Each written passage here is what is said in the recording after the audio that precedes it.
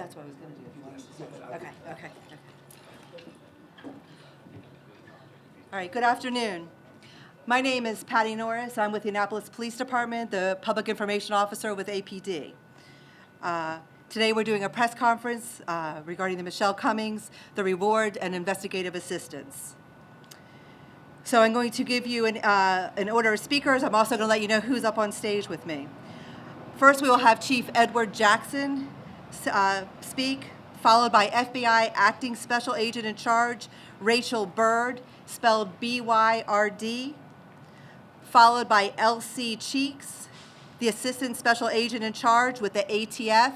Cheeks is C-H-E-E-K-S. We will then have time for a brief Q&A with the Chief following. We aren't going to have time for any one-on-one interviews after the press conference ends. We're going to hand out the press release to you all as well. I'm going to introduce who's on with me. Mayor Gavin Buckley, Chief Ed Jackson, Major Stanley Branford, Captain Justin Kleindest, Alderwoman Rhonda Pindell-Charles, also Chair of the Public Safety Committee,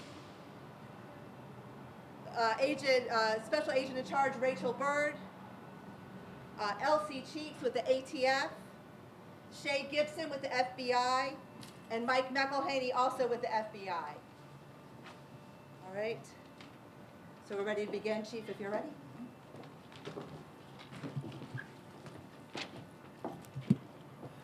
Good afternoon. Can everybody hear me okay?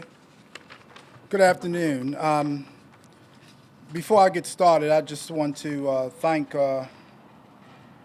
Special Agent in Charge Rachel Byrd. I know she's extremely busy. She took time out of her schedule to be here today, so I really appreciate that, ma'am. From the Federal Bureau of Investigation. I also like to thank Mike McElhaney, who's been tremendous throughout this process. He's offered assistance to the Annapolis Police Department, and he's been very valuable in helping us to coordinate our efforts so that we could bring this case to a close. Also like to thank the mayor. We had a very meaningful meeting this morning with the mayor, and I think a lot of positive stuff came out of that. I don't know if the mayor's going to speak, but I just want to thank Mayor Buckley as well, along with my Deputy Chief, Stan Branford. You know, we're still grieving over the killing of Miss Cummings, Michelle Cummings. And as I said in the previous press conference, we're going to do everything that we can, that's humanly possible, to bring the killer into a court of law to account for this most horrific act as expeditiously as possible. In conversations with Mike McElhaney, I talked about the need to offer meaningful reward money for any information that could help expedite this case to bring the individuals to justice and to get the type of information we need to solidify a conviction in this case. He agreed, after consultation with the Bureau, to offer a $10,000 reward for information that leads to the arrest and conviction of the individual responsible. Equally, I believe it's L.C. Cheeks, Special Agent L.C. Cheeks from the Bureau of Alcohol, Tobacco, Firearms, and Explosives also matched that. So the ATF has offered a reward in the amount of $10,000. And so far with the Metro Crime Stoppers reward money, that takes us over $20,000. I'll just say this, there's certain questions that I may not be able to answer. When this is over with, we'll do our very best to answer as many questions as we can. But as most of you would understand, that we want to be transparent, but at the core of this is making sure that we say nothing that can compromise the integrity of the investigation. Of course, the case has to be tried in the court of law, not in the media.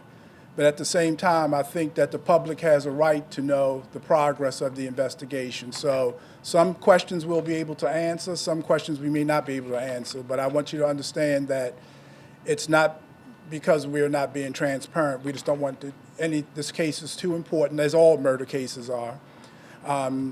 We don't want anything to compromise the integrity of the investigation. So I think I've said enough for right now, and I would invite the next person who wants to come up and give a few words. I mean, and I just can't say this enough. I'm a bit emotional with this case because the way it happened, I'm just a true victim, and my heart continues to go out to the family of Michelle Cummings, her son, who's a plebe at the Naval Academy, football player, and her husband. Mr. Cummings, my heart goes out to him, and we're going to do our very best to bring closure, that closure, at least the legal aspect of it, to the family. So having said that, I guess you'll bring the next person up. Okay, thank you. Good afternoon.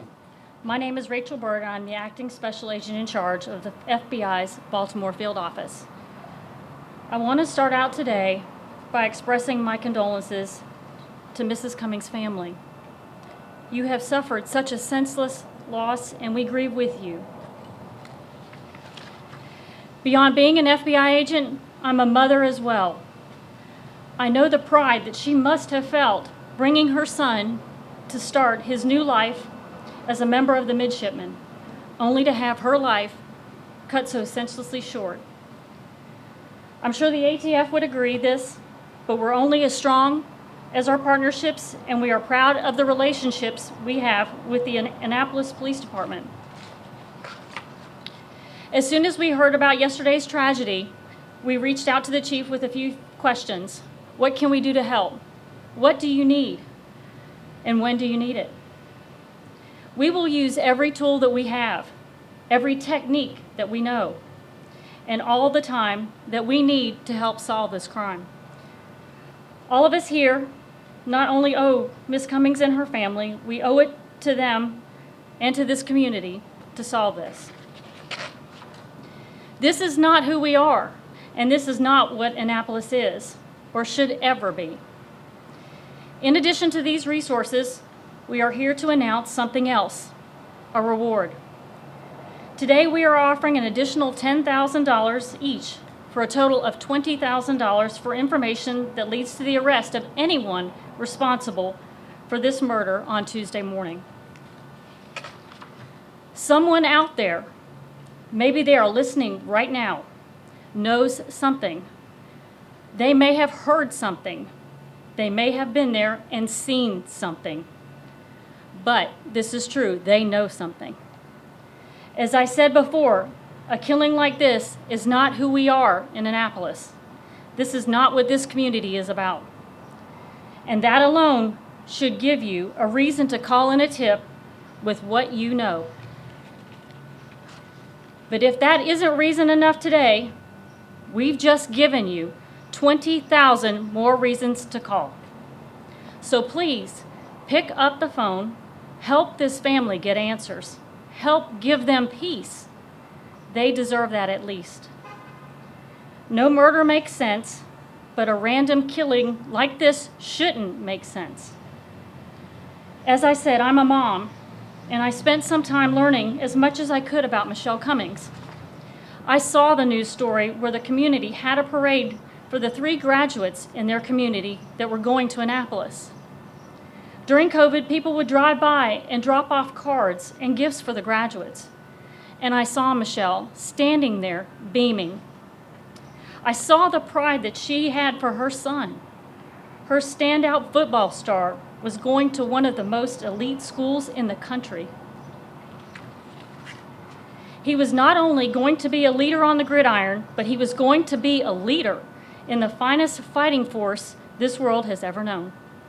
And I could see that pride. We dream of that success for our own children. Sadly, that dream ended in the darkness in the early morning hours of Tuesday morning.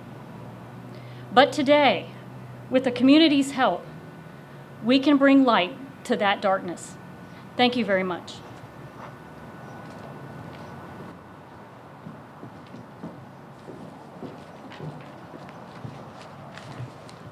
Thank you, Acting Special Agent in Charge Berg. Good afternoon. I'm L.C. Cheeks, the Assistant Special Agent in Charge for the ATF Baltimore Field Division.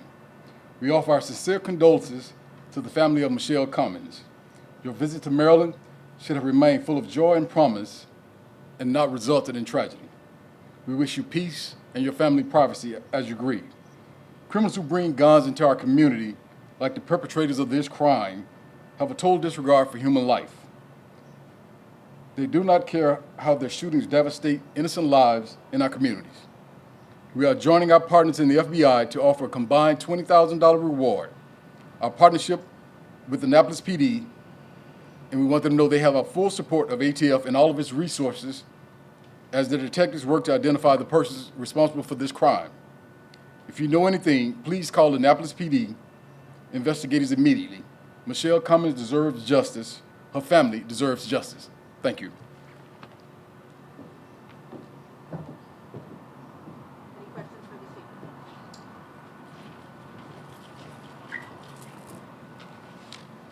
Chief, do you have any leads at this point? Yes, we do. We basically know what happened, how it happened, and I'll just say that yes, we continue to investigate. It's still very early on in the investigation. What we're doing, we're looking at closed circuit TV and video footage all over the city, we're interviewing potential witnesses.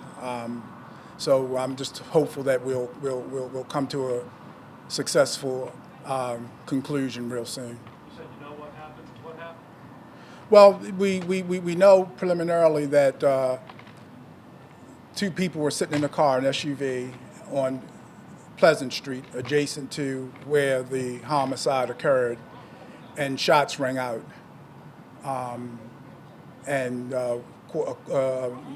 At least one of the shots, more than one, we believe, struck Miss Cummings. Chief, do you know who you're looking for? Do you know who the suspects are? I don't want to talk about that right now.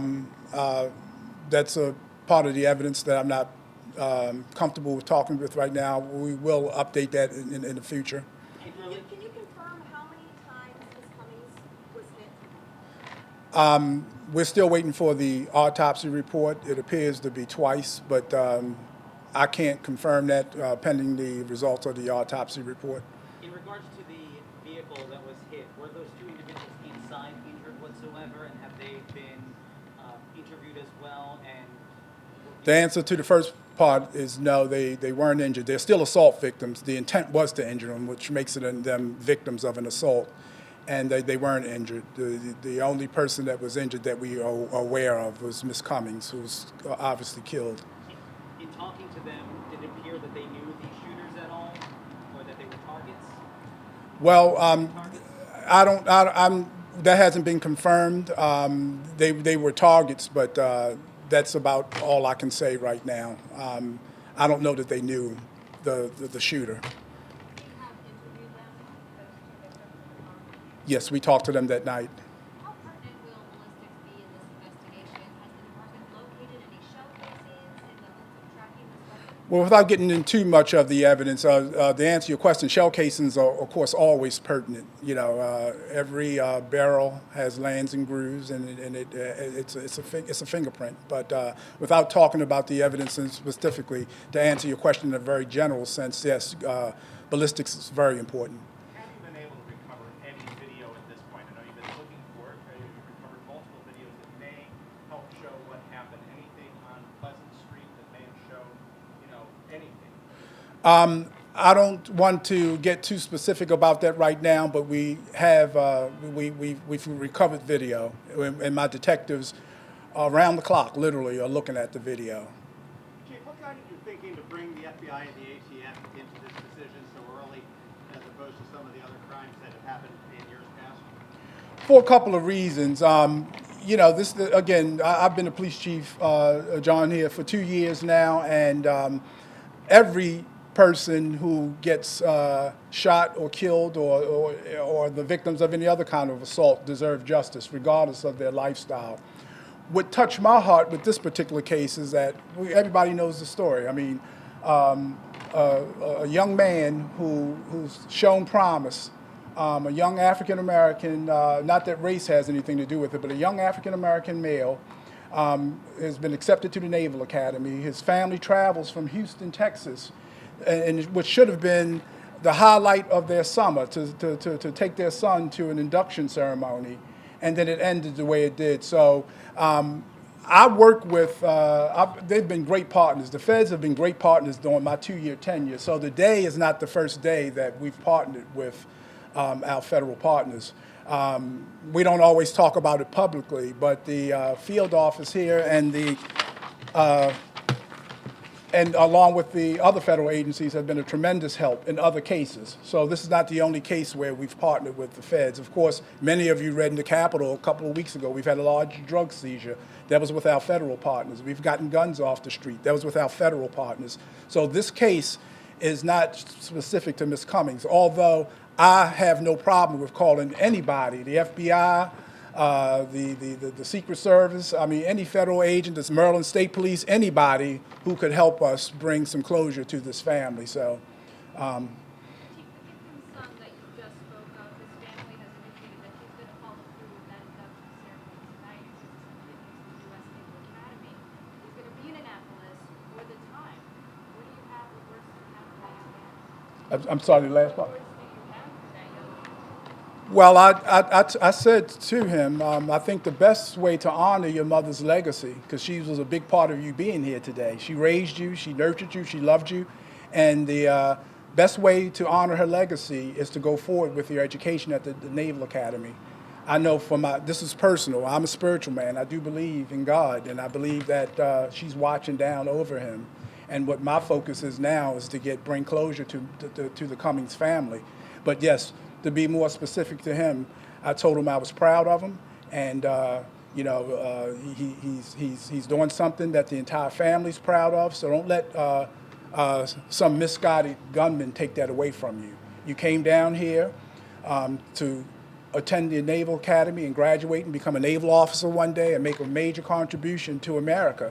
And don't let a criminal stop you from doing that. Your mother wouldn't want that, and his dad was right there. Your dad wouldn't want that, and that's still my advice to him. The best way you can honor the legacy of your mom is to make her proud by walking across that stage and receiving your degree and your commission from the United States Navy. Chief, it's Annapolis is not unique in being difficult to get witnesses to talk.